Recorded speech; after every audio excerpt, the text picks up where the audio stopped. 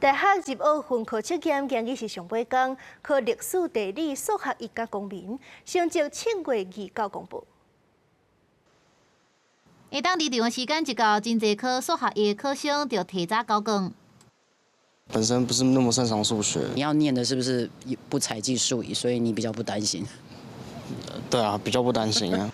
今年社会组分发914个系组，参考采用数学1的只有191个系组，主要是商学院甲管理学院。并人文社会系组的考生直接讲，考数学1就较轻松，因那数学1的考题抽奖提奖金，洗3支形成延伸应用排列组合，还有参题证规矩。为场内的试考生表示，考卷的题目困难的、简单的拢有，会当鉴别无共程度的考生。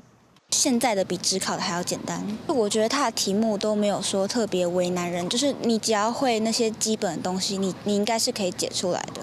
历史科有考出土的物像、第3把摆放的相片、目前事件了后，原住民对日本人甲汉人的观感调查。题目的所在真多元，概念运用是注重知识。有高中老师讲，难度是拄啊好，有适当的鉴别度。我觉得中规中矩吧，就跟之前历届差不多。感觉是有一些东西是我没有读过的。地理科的题目也真多元，2026年的野球经典赛、原宇宙、纸板碟、川普关税等等的新闻拢考入来。代表相关的试题是占强要6成。专国会高中地理科教师群指出，题目符合世界的趋势，情景真活，图表丰富，考题水准有提升，整体有较困难。有几题都是配分到5分或6分，那这是以往比较少见的部分。所以说5分到6分，其实有没有到时候在老师在阅卷的过程当中，他的分数是怎么样子去做评析？那可能会对于同学在得分的部分会是一个很大的落差。